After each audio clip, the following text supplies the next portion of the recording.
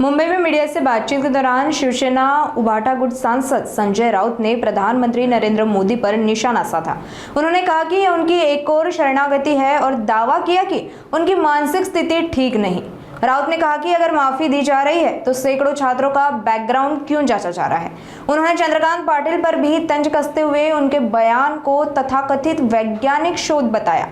साथ ही राउत ने कहा कि जिन युवाओं के समर्थन से 2014 में सत्ता मिली, आज उन्हीं पर सवाल उठाए जा रहे हैं। चलिए एक नजर डालते हैं उनके विस्तृत बयान पर। हे कोण माफ करणार? नाही नाही नाही, हे बघा, एक लक्षात घ्या, ही त्यांची आणखीन एक शरणागती आहे। ही त्यांची आणखी एक शरणागती आहे। मुळात मुलांनी त्यांच्याकडे माफी मागितलेली नाही की आम्हाला तुम्ही माफी द्या। मागितली आहे का? आम्ही कोणी मागितली आहे का माफी तुमच्याकडे? साहेब आम्हाला माफ करा, आम्ही चुकलो, असं कोणी बोललंय का? ही तुम्हाला अवदसा आठवते कशी? काय म्हणजे मला कळतच नाही काय? आम्ही तुम्हाला माफ करतो। अरे पण माफी मागितली का आम्ही की आम्ही माफ करतो, हे करतो, एक नाही आहे। हे भ्रमिष्ट झाले। या देशाचे प्रधानमंत्री आणि गृहमंत्री हे भरकटले आहेत मनानं आणि विचारानं। त्यांनी त्यांचे सल्लागार बदलायला पाहिजे। त्यांच्या पक्षांतर्गत ज्या मंडळांच्या गोष्टी येत आहेत त्याच्यामुळे त्यांची मानसिक स्थिती कोणाचीही बरी नाही। माफ करताना मग शेकडो मुलांचं चारित्र्य कशाला तपासताय? तुम्ही या गुन्ह्यामध्ये होतात, तुम्ही त्या गुन्ह्यामध्ये होतात। आता चंद्रकांत दादा पाटील दगडाचे ठसे घ्यायला गेलेले आहेत। त्यांनी तिथे क्वारी काम सुरू केलेलं आहे। 4 ट्रक घेऊन गेलेत, मला कोणतरी म्हटलं। त्यांना जबाबदारी दिली अमित शहाने, दगड गोळा करा म्हणून। चंद्रकांत दादांना कोथरूडचे कार्यकर्ते पाठवले त्यांनी। दगड गोळा करणार, मग ते लॅबमध्ये आणणार आहेत। दादांना स्वतःची जबाबदारी दिली आहे, फिंगरप्रिंट चेक करायची, मग ते आधार लिंकला जोडणार। कोणी सांगितलं तुम्हाला सगळं? त्याच्यामुळे त्यांना चंद्रकांत दादा पाटील यांच्यासारखी जी महान वैज्ञानिक संशोधक डॉक्टर अब्दुल कलाम मागे पडलेले आहेत। डॉक्टर अब्दुल कलाम मागे पडले, विसरतील लोक आता डॉक्टर अब्दुल कलामना।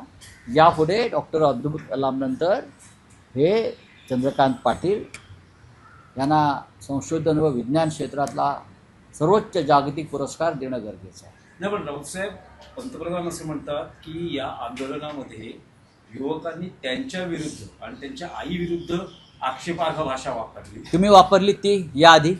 त्यांना योग्य मार्गदर्शनाची तुम्हाला गरज सुद्धा आहे। खरं म्हणजे तुम्हाला मानस उपचार तज्ञाची गरज आहे प्रधानमंत्र्यांना, बरोबर ना? मी सांगतोय ना तुम्हाला। आपण कोणाला तरी जर्सी गाय म्हणाला होतात, आपण कोणाला तरी 50 करोड की गर्लफ्रेंड म्हणाला होतात, आपण अजून कोणाला काय काय म्हणाला होतात। त्याच्यामुळे तुम्ही दुसऱ्यांची आई बहीण काढलीत ना, हे विसरताय तुम्ही। तुमच्या अंगावर आल्यावर कोणीही तुमच्या आई बहिणीवर गेलेलं नाही। भावनांचा उद्रेक होता। ज्या पद्धतीने हा देश चाललेला आहे आणि चालवला जातोय त्याला झुंडशाही, हुकुमशाही म्हणतात। त्या हुकुमशाही विरुद्ध जर पोरं रस्त्यावरती आली असतील